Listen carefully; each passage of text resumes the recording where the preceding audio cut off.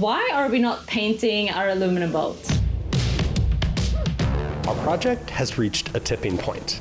With the major fabrication complete and systems coming along nicely, it's time to put some thought into some of the finishing details. For the hull, we had some options. We could fair it, paint it, cover it up, or wrap it. Or just give it a rough sand and leave nothing to hide. Each has their own pros and cons. And in today's video, we're going to discuss our thoughts and why we made this decision. Why are we not painting our aluminum boat?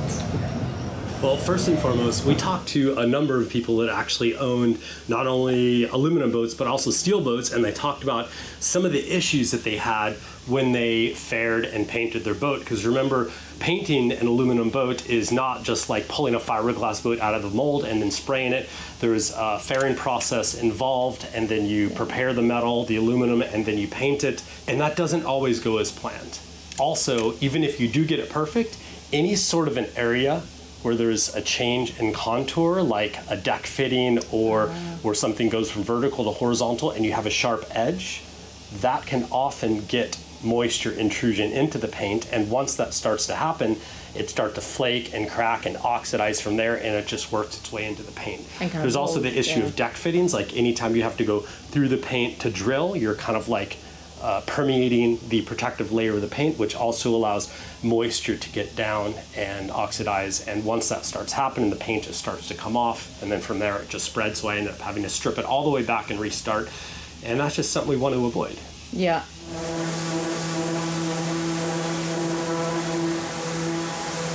What's happening today? Well, Michelle's down in the hole working on one of the toughest jobs right now. Painting the engine room. I did that side, and Michelle said, "Oh, I'll prime and paint that one." You're like, yes! Like, all right. And now she's regretting it. It's a little bit of work. It's just awkward positions. But we'll get that fan set up for you. But yeah, she's doing the primer in there. And then Mark and I got on, well, all three of us actually, got on pulling some wires in the starboard hole yesterday. So we pulled all the AC wire we had. I had to order more. And we started pulling the DC wires for all the lights and the toilets and stuff. So I think maybe Mark and I will finish that today. Cool. And then there's other random things going on. Nate is sanding. Yeah, Nate's sanding on the sides because we're going to be putting the side hole windows and the tempered glass windows for the salon in next week. So we're trying to get all the sanding done on the sides. A lot of things going on. Yeah. Got the fishing rod holder up. But I think what we're going to do is we'll get a couple of bars like this. And we'll put these up like that, except they're going to be wider. Maybe from like here. It'll be a place where we can hang gear to dry. So we can put our VCDs and our regs stuff in hangers. Back here it'll be a good place, and we can also use it for our fins. We can tuck our fins together, and then the fins can like slide in there like that. It'll be right places for those. Yeah. Gearing up. It's you guys' last day too. Last day. Oh, I can't believe you guys are going. I know. You sure I can't change your tickets for you? I'll keep you for another couple of weeks. Our daughter expressly forbid that. Oh, no. Likely excuse. Aw. Yep. So great. Thank you for all the work, you guys. It's been really amazing. You guys are such good workers. Yeah, it's been so special. It's fun stuff. Thank you. It's nice to be able to say, okay, guys, here's the task that needs to be accomplished, and then you just figure out how to do it. Yeah. I really appreciate it. Thank It's you been so really much. nice. It's neat watching the progress I too. miss you. Watching the guys with their cleats in yesterday today for the tender, and neat work seeing them. Lots of thought into your design. It's a pretty amazing boat. Things are happening. Yeah. One thing at a time. Then you guys will be invited when it's finished. We can go sailing. Yay! Yay! Okay. All right. Okay. Before we get into all the projects today, I wanted to come into the office here and share something with you guys that I've been thinking about quite a bit lately. So 2025 has honestly had some really incredible moments. But it's also been quite a challenging year for us, losing loved ones, and we also had some really close friends going through some big life changes, and it's reshaped me in ways that I didn't really expect. It's made me stop and look at the kind of patterns that I fall into and the stress I carry and the areas of my life where I want to grow, not just for myself, but also for my relationship with Brian. So we started working with this amazing therapist. And what surprised me the most is kind of how much I already knew. I just didn't have the tools or the kind of mental energy to change things before.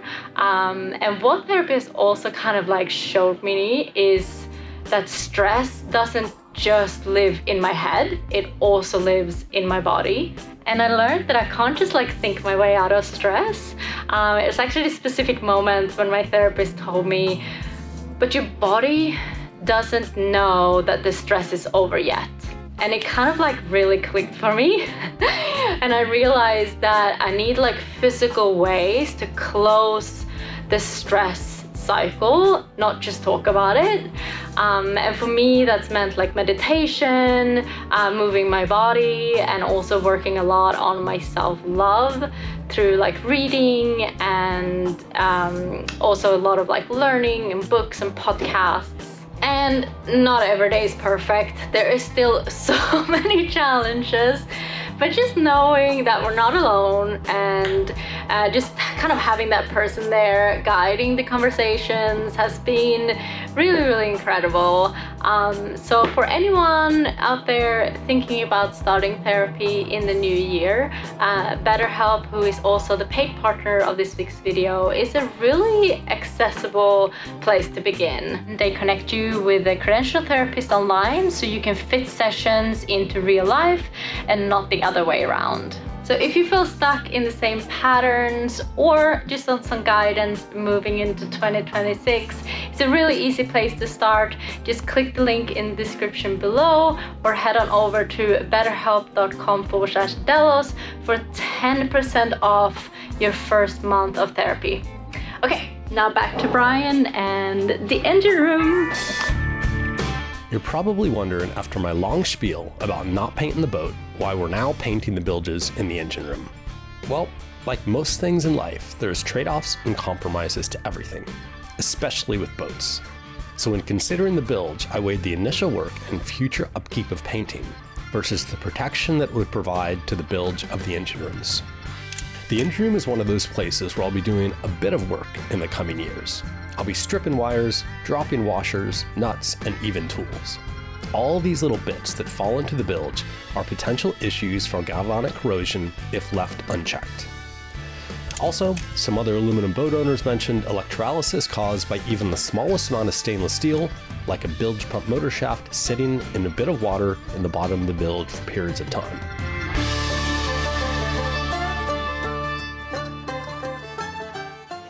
What else is going on? Mark's down here sanding. So a lot of people working today. How's it going? We decided to see if it would pass the 5-meter test, right? I'm trying to stay out of the sun too, though. Yes. Sand faster and sand into the shed. It's looking good though. So you've started there and you've kind of worked your way there. And then obviously it hasn't been done over here. It was good and shiny down here. Yeah, we don't need to go down that far, right? It's only to the water line. So Nate sanded off. Nate sanded off. Maybe this one. So here we go. Up a little bit, up a little bit. Yeah, there you go. So there's your marker. So that'll make life easier. To the bottom of that. So you're doing pretty good. You're almost there, right? Yep. I mean, there's kind of your line right there. Cool. Okay, thank you. A lot of stuff getting done today. It's really cool. You can see such a difference on the hull. Just Nate going and just sanding, you know. They've been taking it in turns too, because like sanding like that for more than like 1 or 2 hours is like really, really difficult. So there's been quite a few people on like the rotate schedule doing like 2 hours and then switching off.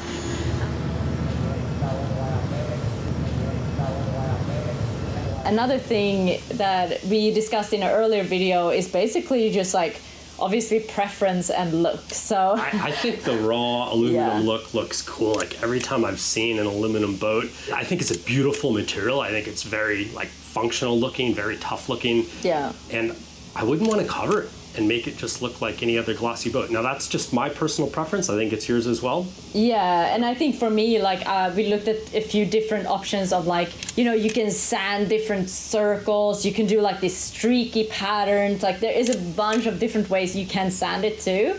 But I think we were both very agreeing, which is well, see, nice. The thing about those patterns is, yes, they look cool, but they're also designed to hide some of the imperfections in the fabrication. Yeah. So if the fabrication has not gone smoothly, then that's a way to take people's eyes off of the faults in the workmanship, let's say. And I'm very proud of our quality of our workmanship. Dan has done an amazing job, and so that's why we don't think that it needs it. I think it looks cool as is. But one thing that I remember us discussing is that we've seen some aluminum boats, and like where the water kind of comes down on the side of the hulls, you get these like streaks. Mm-hmm. So it looks after a while. The gray streaks. Yeah, it looks kind of dirty, so to speak. Yeah. And for us, that was something that we tried to avoid. So one thing we did was to not have the water kind of exit the side of the boat until the aft. Yeah, so we did solid tow rails. So the tow rails are solid for the first centimeter, or maybe I think it's 1.5 centimeters up off the deck, which will channel rainwater down and off the back of the boat. Obviously, if big waves come crashing over, then all that water is going to come over anyway. But it's more of like the constant drizzle trickle of your boat sitting there, time after time, the water coming down in the exact same spot that leaves the mark. That's one thing we did. The other thing is we used a product called Nyalic. Yeah, which is used a lot in this video. I think this is a really cool one that we actually heard from a few different people before we kind of decided to go with that. Yeah. And it's, I don't know, I think you can describe it better. Yeah, how to describe it? It's not really considered a paint. It's a polymer that adheres itself directly to the aluminum, and it's a protective layer that keeps the aluminum from oxidizing, which is what gives you those different gray color variations. Yeah. Yeah. But I think overall, like, it kind of protects it from getting those streaks. You can even see it, you know, in the areas where we left out for a couple of months. Like, it started getting that aluminum kind of white blotches, so to speak. I don't know how to describe it. Well, that was from water sitting in various areas. But that's going to happen all the time on the boat in a lot of places, right? Yeah. So the Nyalic should just protect that and keep that from not happening.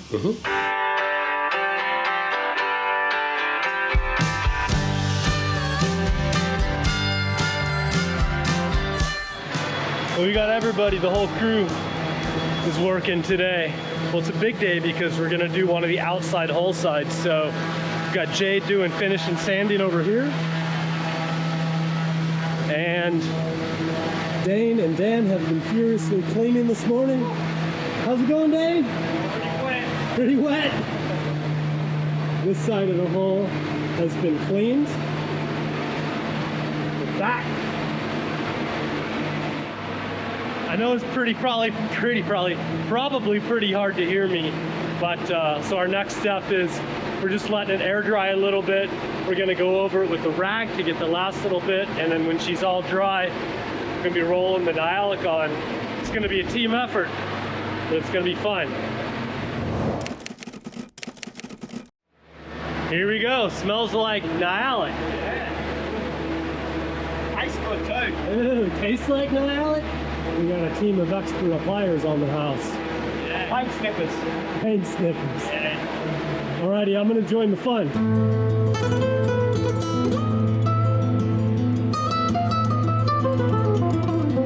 That's it. Just a whole lot of that.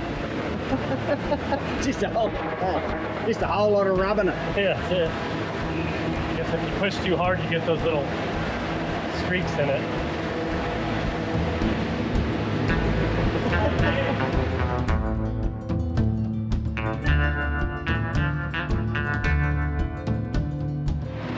All right, we're cruising right along. It's looking really good.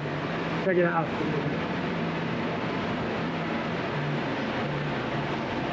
Oh, Dan's converted to the short stroke method.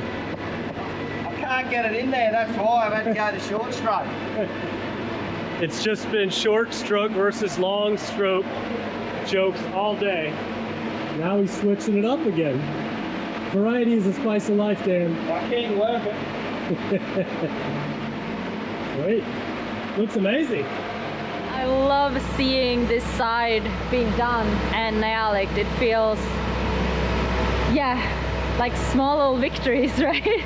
It's one of those things, like we discussed a lot, like how much time and money do we spend? Like you can literally spend endless and endless days just sanding and sanding and sanding.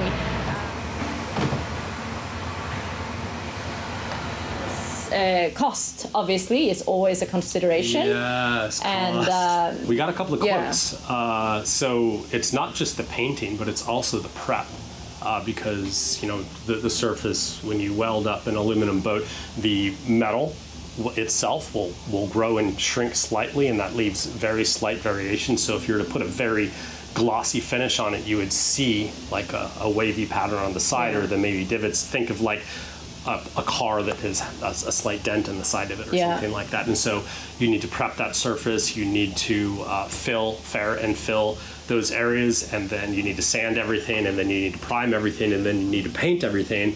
And we add up all those steps over the cost of a boat, it's going to range anywhere from 100 to 150,000 Australian dollars. So in US dollars, let's just say somewhere around $100,000, give or take a little bit, depending on the size of the boat and the condition of the fabrication and all that. So it's not cheap. Yeah, and it takes 3 months. It's a 90. Yeah. It's a minimum. I think 3 months is probably optimistic, honestly. Yeah. And I think 100 grand is probably optimistic also.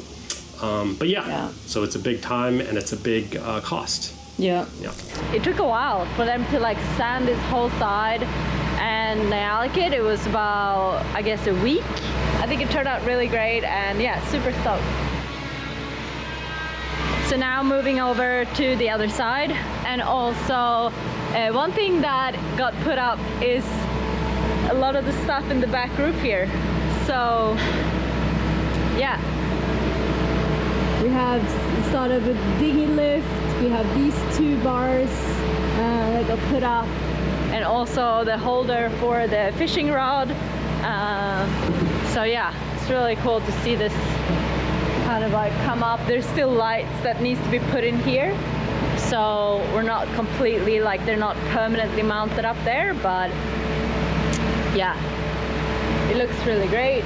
We still have quite a lot of things to Nyalek, like the starboard side and also this side right here, and all this stuff in the back here, all the sides. But yeah, things are moving around pretty good. On to the next thing, I guess. This week, there was no time to waste in the yard. Everyone knew their job and got straight to it. Hands-on, no hesitation. It was the same for me. We wanted to finish the DC and AC wiring in the starboard cabin that we began yesterday, and the clock was ticking. It's going okay? It's going all right. We've got most of the stuff run for this hole now. Ah. It's not easy. It's hot. It's not a one-person job. It's not a one-person job.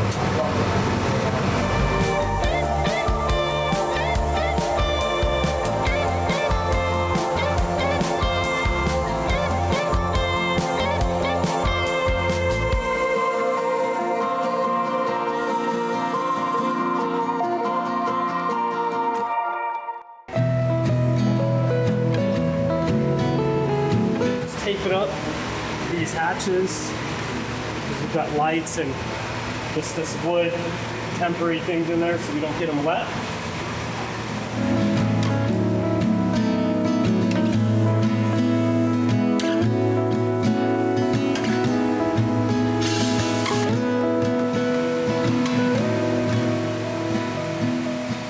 And now we clean it with Simple Green.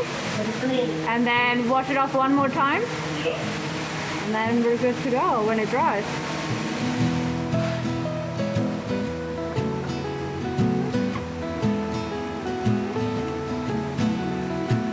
We did a pretty good job. Not much coming off.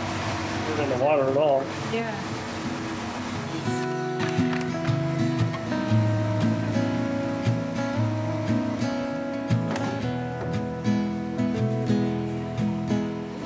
Brian reckons I run a short stroke.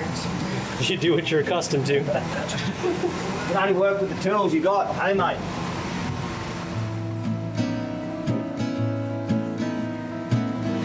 So you said you used only 1 liter on both coats on that other side, on the whole side?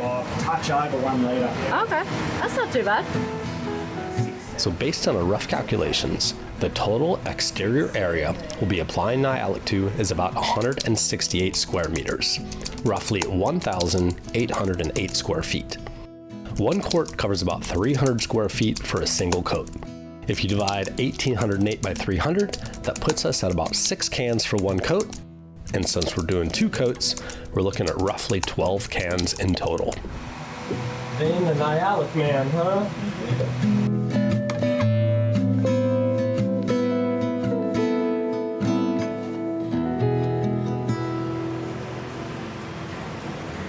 The hard part is the initial sanding, getting the aluminum to a finish that you want to see through the Nyalic, because it's basically like a clear coat. Yeah. So whatever the aluminum looks like before you apply it is what it's going to look like after. It kind of seals it in. And so what we needed to do is sand away all the marks from fabrication. So any tool marks, the welding seams, all that stuff had to be sanded.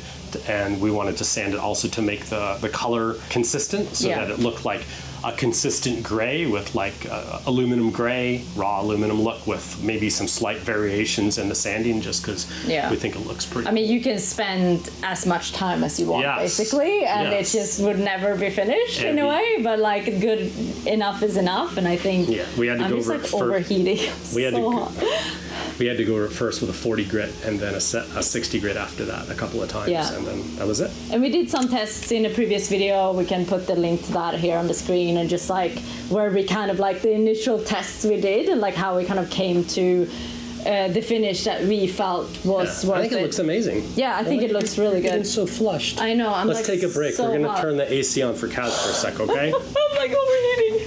Holy shoot. Okay, so there's a lot of blowers going on here. It's so loud. But the back here, it's all done. It's all sanded, clean, Nyalic, which is pretty exciting. It looks great. It's like gives it that, I don't know, it just gives it that sheen.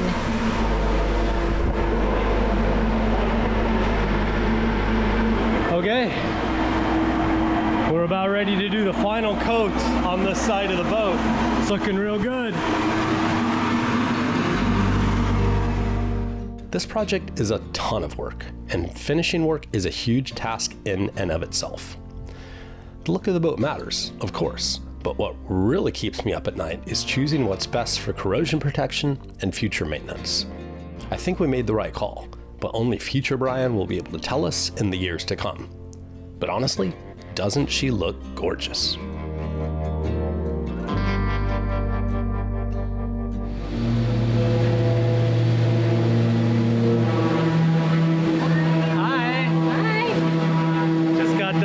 Sierra off at school.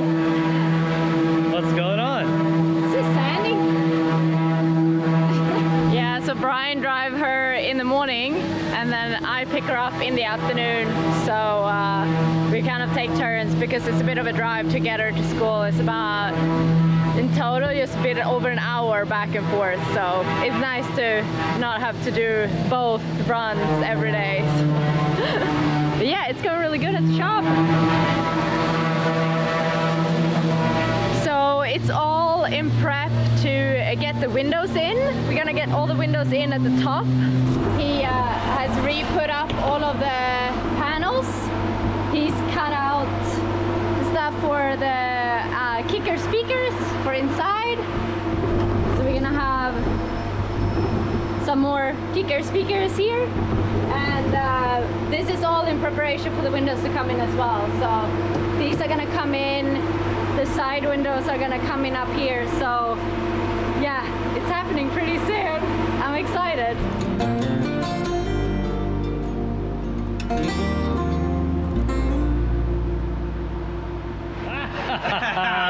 The afternoon shift has arrived. Come on, it's only 9:40, Brian. Welcome to work, Bill. There we go. First day, I know. Dressed for the occasion. I knew I was gonna get it. Time Dang to it. take the piss. I You've knew it. arrived just in time for Smoko. Oh, I knew it. Well Timed it done. perfectly. Yep. I'm good at that. Welcome back, buddy. Good to see you. Thank eh? you, bud. Come Oh, yeah. on. I already saw you. How was your sail? Good. Yeah? 7.5 days. Okay. Not From too bad. Vanuatu? Vanuatu, yep. Here. Great. Got the boat in a marina in Manly. Oh, cool. I need a haircut. All my haircuts have occurred in Australia this year. Yeah. Okay. Good news. Okay. I just got a haircut. Yeah, he's all clean. Yep. Yeah. You ready to get to work? Let's do it. All right. I'll put on some shoes. You're right. just don't cut your feet off. I text Kyle, like, can I wear shorts? All right. I got a little project here that I've wanted to get into for a while. And now that Billionaire is here, What's up, guys? we're gonna get into it together. So basically it's all about the plumbing system up front in the forward locker here. And there's a bunch of things that I want to accomplish. We've got the rainwater catchment that comes down from either side of the roof. And we want to be able to put that into a tank, a small tank up here, pump it through a filter, and then into either port or starboard tank. So that's one thing. Yep. We've also got the water fill, the deck fitting that we need to install, which I think we'll probably put somewhere up here. And that needs to come down into the boat, and then we need to have a valve that can put that into either port or starboard tank. And then we have a bunch of other shit, like literally there's black water vents for the black water tanks, And look at all the which are hoses. here. We have deck fills. We have so many hoses down here that all need to be connected and organized. So we've got like, what is this one? Freshwater vent. Freshwater vent hose for the tank, freshwater fill hose. This is, which one is this, Bill? It's written there, let's see. Oh, There it is. ah, What is that one? hatch drain. Yes, Oh, the hatch drain. We got hatch drains. We got vents, black water, fresh water, rain, tank fill, toilet black, toilet flush, freshwater feed, freshwater vent. The desal feed comes up here because we need to have that be able to go in either tank as well. And then we have a saltwater washdown pump feed that's going to go to like anchor washdown and a deck hose. So there's all sorts of shit, Yeah. really. Solid data on all this. And I got these cool little valves. So these are electrically operated valves. Hold this, I'll show everybody how it works. Yeah. So this is basically an L valve. So consider this to be in. So if, like, let's say, for example, we connect the rainwater catchment up to these 2 3/4 hoses right here, we want it to drain out of the boat by default. So just drain out, because there could be hair, bird shit, whatever up there, salt. So after it starts raining, after like 10 or 15 minutes or whatever, if it's raining hard, I'll flip a switch, and then I want it to be able to go into either the port or the starboard tank. So if you look at this, this will be the water in, and then it's electric valve, so I have my choice to either go out this one and dump it out the bottom of the boat, or this one and put it into the tank. And so if you hook this guy up to power, you can see, I don't know if you can, let me take this off. So watch that little valve thingy move in there. All right. This is pretty cool.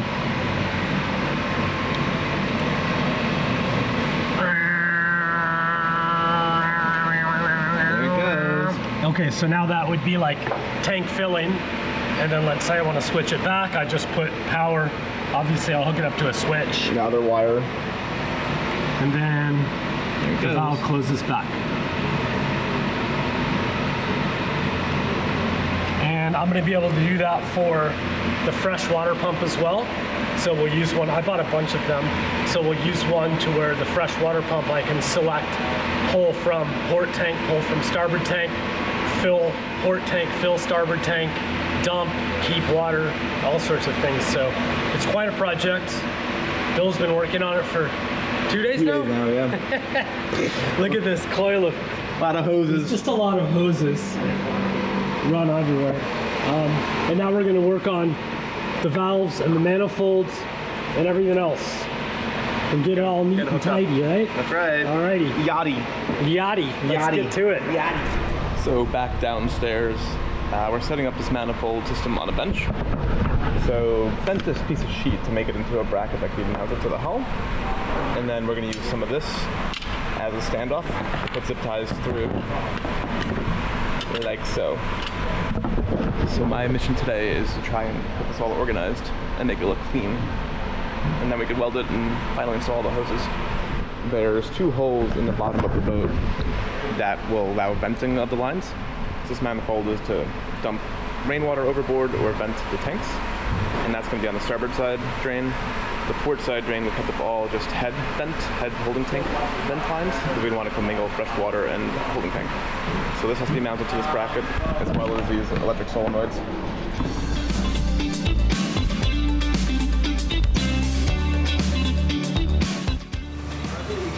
What are you doing in here? Well, I just welded on some brackets because we're running all the hoses so we can mount all the fittings and stuff too. Oh.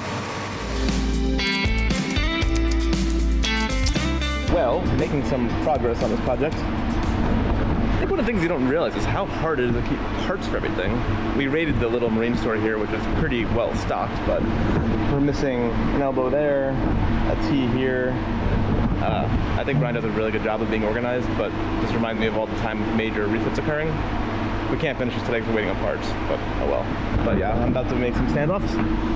Still gonna drill holes just so I can zip tie through here, and then Brian's gonna weld it to this bracket. And then similar to this side. Brian's fabricating the mounts that we made. So basically drilled some holes so zip ties can go through and support all this manifold. Brian's other packets.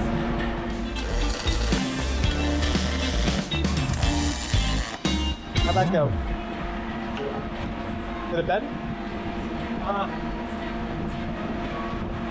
Not too bad, maybe a little, but This will help. Bill's decided he's gonna drill his first hole in the boat. Did you get it all marked good, Bill? Hope so. Is it all centered, Bill? A little nervous. I think you're about 2 mil off. 2 mils? He's All just torturing me. He wants to see the hole that's bad on video.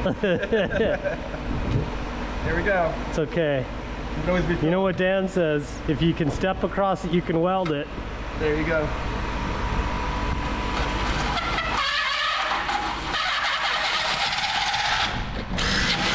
Aha. Ooh! Oh, that will look okay. Did you choose the right size hole saw? God, I hope so.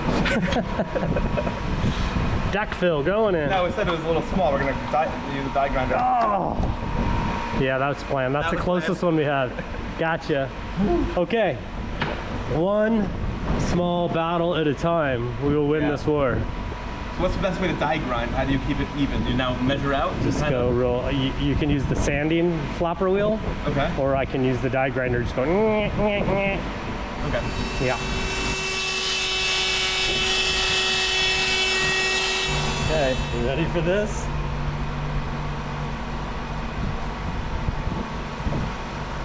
Ooh, it's tight.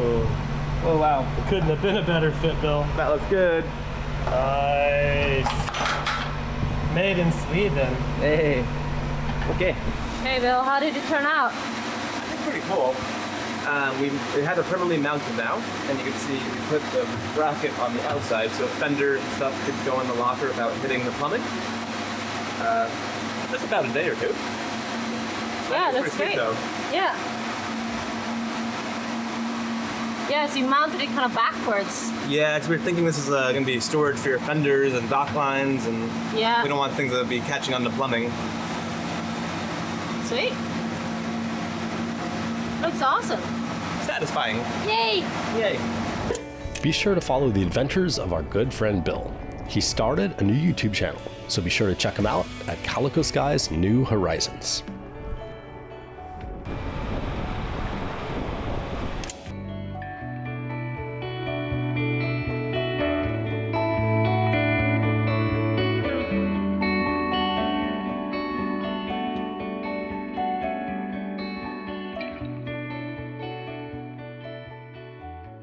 You guys feeling funny yet? Fume sniffer. Yes, you can really see, like here it's been, 6, 7. It's been banned in schools now, apparently. that's ridiculous. It is a lot shinier, huh? The sheen. It's sheenier.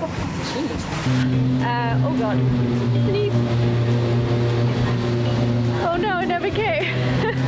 I hate when that happens. Like you really want to sneeze and it doesn't come out. Yeah, it's pretty early. Just stumbled out of the shower.